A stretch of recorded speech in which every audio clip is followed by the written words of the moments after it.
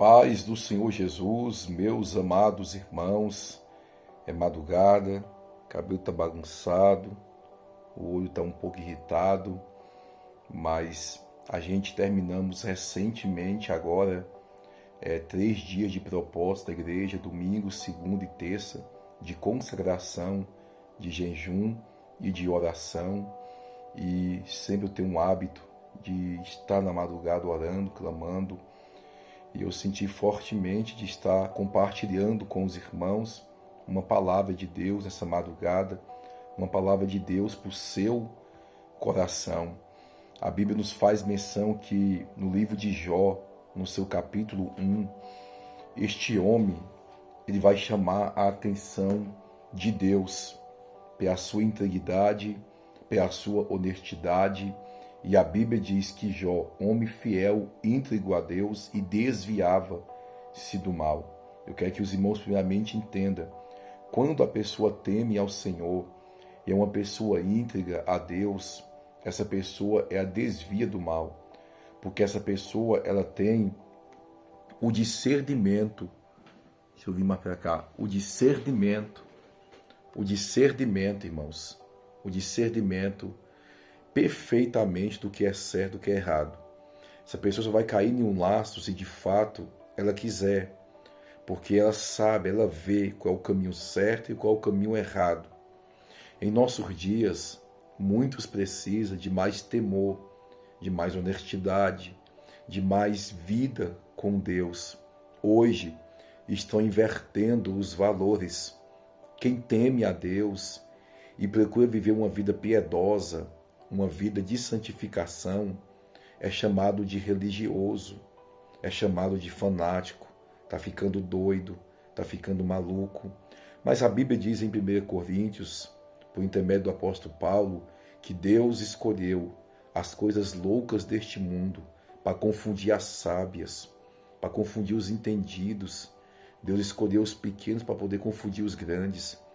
Então Deus, às vezes, Ele faz coisas e nos pede algo que a gente faz, que para muita gente é loucura. Hoje, em nossos dias, tem muitos pastores que oram constantemente, sim, tem. Tem pastores que ainda têm um hábito de orar 3 dias em jejum e oração, tem. Só que muitos pastores, muitas lideranças, muitos cristãos perdeu esse hábito, perdeu essa vontade, esse prazer, esse desejo de estar ali constantemente com uma vida devota a Deus, como nossos pais na fé viveram, como homens que antes da gente, que viveram uma vida devota ao Senhor. E a gente observa que cada dia que passa, o incomodismo ele vai tomando de conta de muitos homens e mulheres de Deus que já não oram mais pela madrugada, já não tem mais uma vida constante com Deus, não precisa mais estar em oração 1 hora, 2 horas. Eu levantei hoje, eu fui deitar, era mais ou menos 1 hora da manhã, eu levantei 4 horas da manhã e agora vai dar 6 horas da manhã. Eu estou desde 4 horas da manhã em oração, porque a vida de um homem de Deus tem que ser uma vida encarregada de oração, irmãos. A oração, ela abre a nossa visão espiritual. A oração, ela nos dá discernimento de tudo aquilo que nós estudamos mediante as Escrituras Sagradas. A oração, ela faz a gente dividir, separar o que é heresia, o que é errado, porque ela abre a sua visão espiritual, te dá discernimento. Veja que a igreja, no passado, orava muito. E a igreja não é enganada. Quando alguém cometia algum pecado, logo Deus revelava e viu um temor no coração da igreja, e o povo temia. Hoje, e o povo já não teme mais, porque o que antigamente era pecado, hoje já não é mais pecado. O que Deus revelava antes e causava temor no coração do povo, hoje está o povo do mesmo jeito na igreja e não tem mais revelação, porque normalizou o pecado. Então vai revelar o que? O que já está exposto, que foi aceito. Então hoje eu estava aqui orando e eu comecei a meditar um pouco em pensamento na passagem bíblica de Jó, homem íntegro, esse homem que chamou a atenção de Deus e também do inferno, porque um homem de Deus pelo seu caráter, pela sua vida com Deus, chama a atenção não somente de Deus, mas também do inferno. Porque o diabo vai dizer para Deus: fiel e íntegro, de balde cheio, toca nele. O diabo quer tocar nos bens, toca na saúde de Jó e toca na família. Em tudo a isso que aconteceu na vida de Jó, diz o texto que ele rapou a sua cabeça, rasgou as suas vestes, se cobriu de cinza e disse: nu eu saí do ventre da minha mãe e nu eu tornarei para lá. Nada eu trouxe para esse mundo e nada eu vou levar deste mundo. É mais ou menos isso que ele falou. Então a gente observa, irmãos, que Jó, ele, em tudo isso, mediante as perdas, ele vai dobrar o joelho, e vai se prostrar, e vai dizer: nu eu vim a este mundo, nada eu trouxe para cá, e nada dele eu vou levar. Deus me deu, e Deus tomou. Bendito seja o nome do Senhor. Quando Deus permite Satanás tocar em Jó, primeiro, Deus sabia que Jó não ia blasfemar contra o Senhor. Deus sabia que Jó precisava de uma experiência a mais com o Senhor. Todas as vezes que o Senhor permite alguma perda em sua vida, é porque Deus quer te ensinar algo através dessa perda, ou quer te mostrar que aquilo que você tinha, ou estava apoiado naquilo que você pensava que era o teu refúgio, o teu porto seguro, Deus quer mostrar que o seu porto seguro e que o teu refúgio está apenas nele e não está ligado a nada nessa terra. Jó mesmo vai testificar, se você contextualizar o livro de Jó, e vai dizer: eu conhecia o Senhor só de ouvir. Hoje eu conheço o Senhor de perto, de andar com ele. Ou seja, Jó já era fiel ao Senhor e conhecia ele só de ouvir. Ele ainda não tinha tido uma experiência genuína. Ele não tinha tido ainda uma experiência de andar com Deus. Você observa que depois desse vendaval, que Deus vai restituir a vida de Jó em dobro, ou seja, tudo que Deus permitiu que Jó perdesse, Deus vai restituir em dobro, porque Jó, embora ele perdeu tudo, materialmente falando, mas ele não perdeu a presença de Deus, ele não perdeu o relacionamento com Deus. E todas as vezes que você perde alguma coisa material, você perde alguma saúde, você perdeu alguma coisa, você perde a família, perdeu muita coisa, você perde o emprego, você perdeu alguma coisa, você perde a saúde, perdeu alguma coisa, mas se você perder a presença de Deus, então você perdeu tudo, porque a presença de Deus tem um poder de restituir tudo sobre a sua vida e te dar experiências novas com o Senhor. Você pode observar aqui uma verdade no texto comigo e analisar. Você vai ver que depois que o Senhor restituiu na vida de Jó tudo em dobro, você não vai ver mais o diabo tocando na vida de Jó. Você não vai ver mais Jó perdendo mais nada. E por quê, pastor?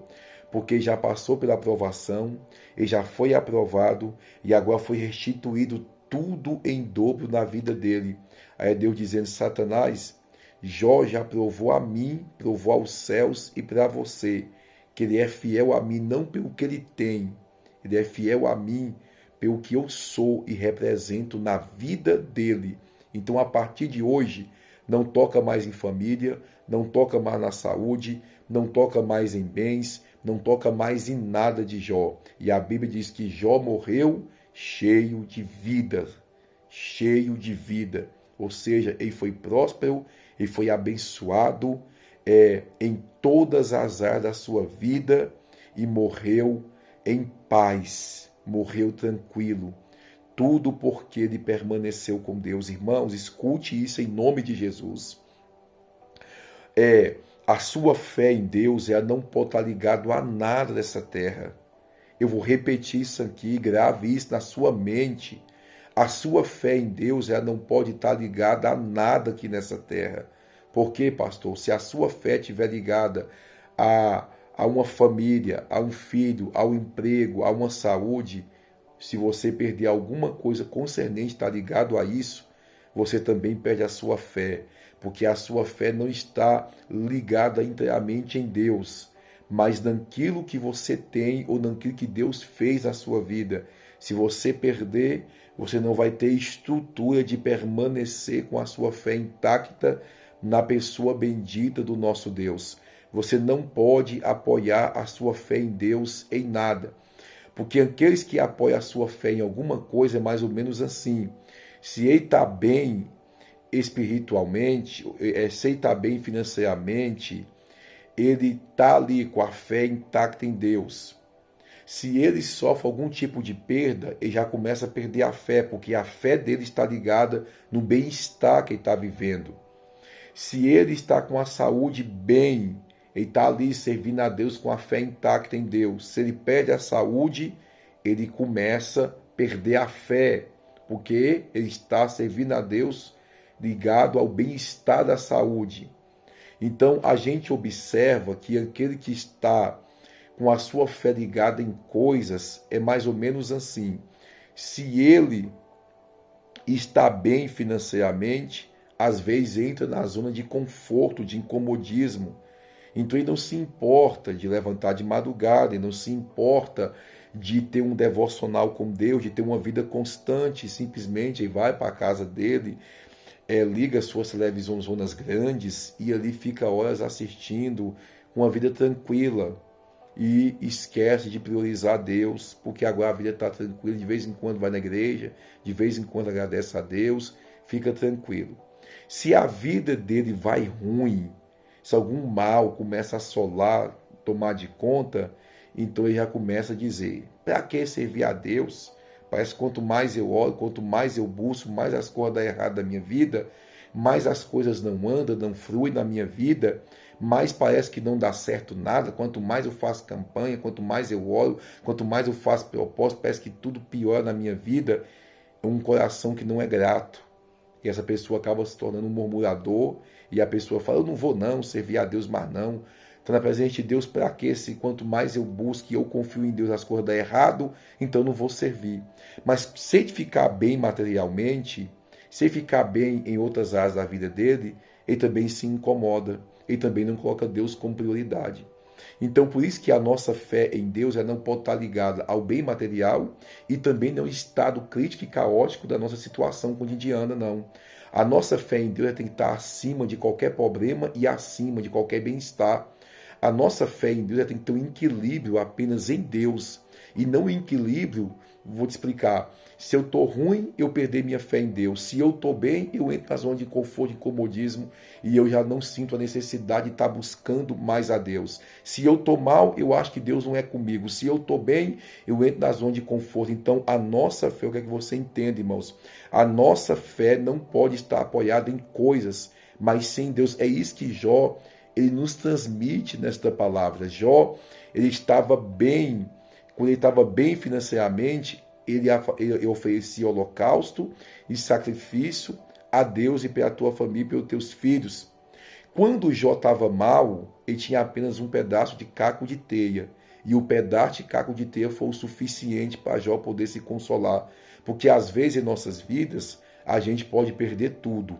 E apenas o que pode nos restar é um caco de teia que vai nos consolar, coçando as suas ulceiras, as suas chagas. Foi o que restou para Jó, um caco de teia. Foi o que consolou para ele poder estar se coçando. Mas ele permaneceu, porque a fé de Jó, a vida de Jó não estava ligada a uma condicional dele estar bem financeiramente ou dele estar mal. Ele tinha uma fé em Deus. É isso que eu quero transmitir para você, mediante aos altos e baixos da sua vida, que a sua fé ela possa estar inteiramente apoiada em Deus.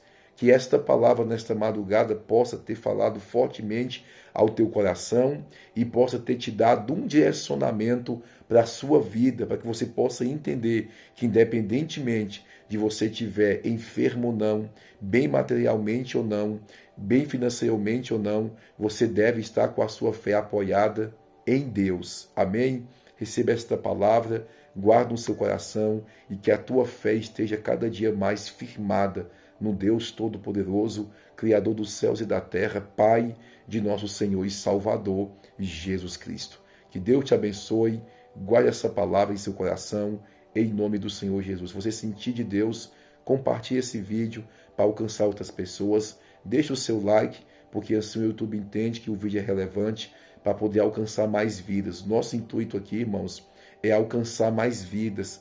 É para que essa mensagem, para que o meu testemunho, para que as mensagens que eu posto aqui no canal cheguem a mais pessoas e mais pessoas venham ter uma visão aberta, ampla, de ser alcançado por uma palavra que vem do céu aos nossos corações. Que Deus lhe abençoe em nome de Jesus.